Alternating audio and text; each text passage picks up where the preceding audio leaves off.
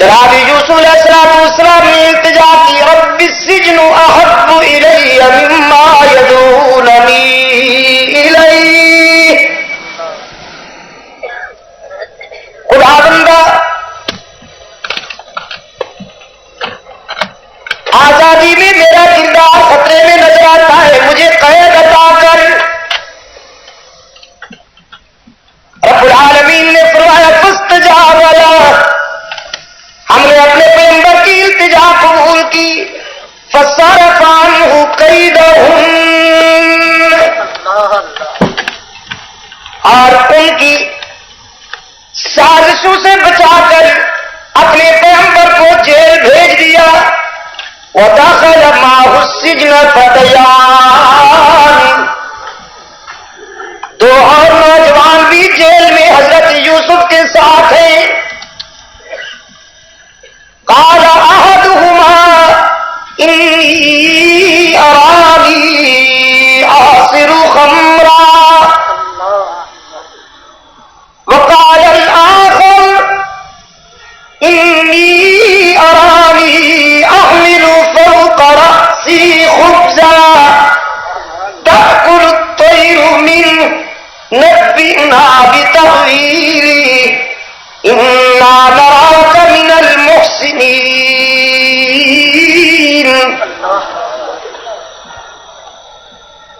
وہ دونوں نوجوان حضرت یوسف سے خواب بیان کرتے ہیں۔ ایک نے کہا میں نے خواب میں دیکھا ہے انگور نچوڑ رہا ہوں، دوسرے نے کہا میں نے خواب میں دیکھا ہے کھانا سر پہ اٹھا کے جا رہا ہوں، پرندے وہیں سے کھا رہے ہیں۔ تو روشن چہرے والے ذرا آپ تعبیر بتائیے ہمارے ان خوابوں کی کیا تعبیر ہو سکتی ہے؟ حضرت یوسف علیہ السلام نے جواب دیا لا یأتیکما طعام ترزقان الا نبأتکما بتأویلہ قبل ان یأتیکما، تمہارے خوابوں کی تعبیر دوپہر کا کھانا آنے سے پہلے بتاتا ہوں، بفور لنچ بتاتا ہوں، لیکن میری زبان سے اپنے خوابوں کی تعبیر سن کر کہیں تمہارا ذہنی توازن خراب نہ ہو جائے، کہیں تمہیں ذہنی روگ نہ لگ جائے۔ یہ جو تعبیر بتاؤں گا نا تو مجھے کہیں علام الغیوب نہ سمجھ بیٹھنا کہ دیکھو جی پیغمبر علم غیب جانتا ہے کہ نہیں جانتا، کتنے دور کی کوڑی لایا۔ فرمایا تمہارے خوابوں کی تعبیر علم غیب کے زور سے نہیں بتاؤں گا، ذالکما مما علمنی ربی، اپنے اللہ کے عطا کردہ علم کے ذریعے بتاؤں گا۔ حیدرآباد کے دوستو، آپ نے اندازہ کیا نبی کی دیانت کتنی بے داغ ہے۔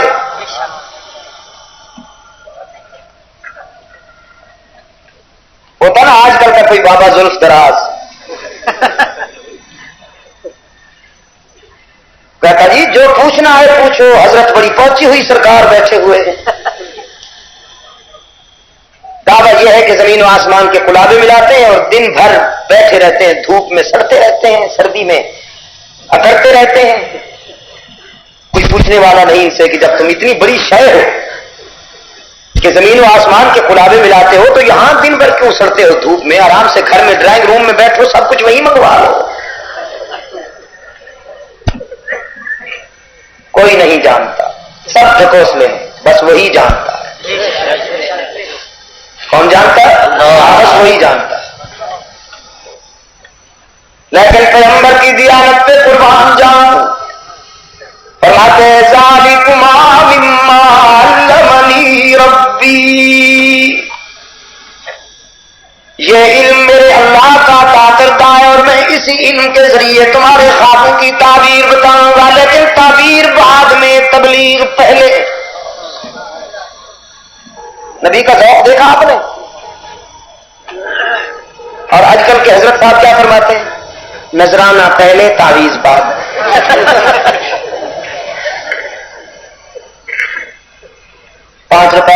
40 دوں, 10 روپے والا دوں, 50 والا دوں, 125 والا دوں, 1000 والا دوں, کروڑا والا دوں, کرونا والا دوں. کچھ لے کے آئے ہو تو کچھ لے کے جاؤ گے نا, خالی ہاتھ آئے ہو تو خالی ہاتھ جاؤ گے. پتہ نہیں یہ کس ستارے کی آیت کا ترجمہ ہے. لیکن پیغمبر کی عظمت پہ قربان جاؤں. اللہ کا نبی کہتا ہے تعبیر بعد میں تبلیغ. فرمایا جا صاحب السجن ارباب متفرقون خیر ام اللہ الواحد القہار ما تعبدون من دونه الا اسماء سمیتموها انتم وآباؤکم. اے جیل کے رفیقو, پہلے ذرا یہ بتاؤ سر کس کے آگے جھکانا چاہیے, مسجود ایک ہے یا کئی؟ یا صاحب السجن. دو مقامات ہیں قرآن پاک میں حیدرآباد کے روشن ضمیروں, عزیز نوجوانوں, دو مقامات جہاں پیغمبر نے اپنے ساتھ بیٹھنے والوں کو صاحب کہا.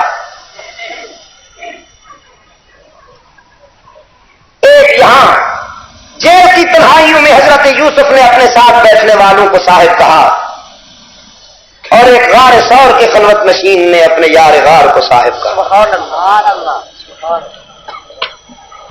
لیکن قرآن کی بلاغت کے صدقے جاؤں, جب حضرت یوسف علیہ السلام کی رودات بیان ہوتی ہے تو ارشاد ہوتا ہے یا صاحب السجن, اے جیل کے دوستو. لیکن جب رحمت عالم صلی اللہ علیہ وسلم اپنے یار کو صاحب کہتا ہے تو وہاں اذ یقول لصاحب الغار نہیں, اذ یقول لصاحب ہی. اور یہ جو ہی کی ضمیر ہے یہ راجع ہے نبوت و رسالت کی طرف. حضرت یوسف فرماتے ہیں اے جیل کے دوستو, اور رحمت عالم فرماتے ہیں اے میرا دوست. تو کچھ فرق محسوس ہوا ہے؟ جو حضرت یوسف علیہ السلام کے ساتھ بیٹھے تھے ان کی رفاقت منسوب ہے سجن کی طرف, اور جو غار ثور کی خلوتوں میں محبوب کو گود میں سلائے بیٹھا تھا اس کی رفاقت منسوب ہے نبوت کی طرف. یہی وجہ ہے کہ جو جیل میں بیٹھے تھے پیغمبر کے ساتھ, چونکہ ان کی رفاقت عارضی تھی اور وقتی تھی, وہ بچھڑ گئے. جو رحمت عالم صلی اللہ علیہ وسلم کا سر اقدس گود میں لیے بیٹھا تھا اس کی رفاقت ابدی تھی, ازلی تھی. وہ بچھڑتا کیسے, وہ تو کل بھی ساتھ تھا آج بھی ساتھ ہے. ولو کرہ المنافقون. کسی کو برداشت ہو یا نہ ہو, صدیق اکبر کل بھی ساتھ تھا, صدیق اکبر آج بھی ساتھ ہے. حیدرآباد کے بے زبانوں, صدیق اکبر رضی اللہ تعالی عنہ. عزیز نوجوانوں, ایک بات کہتا جاؤں آپ سے, صدیق اکبر ہی وہ خوش نصیب ہے پوری امت میں کہ جس کے متعلق رسول اکرم صلی اللہ علیہ وسلم نے فرمایا میں نے سب کے احسانات کا بدلہ دے دیا ہے سوائے ابو بکر کے. یہ میرا وہ محسن ہے کہ اس کے احسانات کا بدلہ حشر میں اللہ عطا کرے. اس لیے کہ ابو بکر نے اس وقت اقرار کیا جب ساری دنیا انکار کر رہی تھی, جب ہر طرف سے دشمنی کے طوفان اٹھ رہے تھے, صدیق نے دوستی کا حق ادا کیا. حضور کے مشن کو ضرورت ہوئی تو صدیق اکبر نے اپنا گھر بار لٹا دیا. حضور اکرم صلی اللہ علیہ وسلم مہاجر بن کے جانے لگے تو صدیق اکبر نے کندھوں پہ اٹھایا. آج صدیق اکبر کا حریف بد نصیب وہ یہ کہتا ہے کہ اگر نبوت کو ابو بکر نے اٹھا لیا تو کون سی بات ہوئی, اگر نبوت نے اونٹنی پہ بھی تو سواری کی, خچر پہ بھی تو سواری کی. اس بد نصیب کو یہ معلوم نہیں, یہ بصیرت سے محروم ہے. ہر چیز جہاں رسول نے قدم رکھا وہ اپنی جنس میں ممتاز ہو گئی. بے شک یہ ہمارا ایمان ہے، ہر نمک حلال مسلمان کا ایمان ہے کہ حضور جس خچر پہ سوار ہوئے ہیں وہ اپنی جنس میں ممتاز ہے. حضور نے جس اونٹنی پر قدم رکھے وہ قیامت تک کے لیے تمام اونٹنیوں میں ممتاز ہے، اور حضور نے جس انسان کے کندھوں پہ قدم رکھے ہیں وہ انبیاء کے بعد پوری انسانیت میں ممتاز. اور میرے عزیز دوستو، قرآن پاک کا ایک اور لطیف اشارہ بھی قابل غور کہ جب صدیق اکبر رضی اللہ تعالیٰ عنہ گود میں رحمت عالم صلی اللہ علیہ وسلم کا سر رکھے ہوئے ہیں، اللہ کی امانت کو سنبھالے بیٹھے. تقسیم ہے نا، رسول اکرم نے اپنی امانتیں حضرت علی رضی اللہ تعالیٰ عنہ کے سپرد کی تھی، اللہ نے اپنی امانت ابو بکر کے سپرد کی.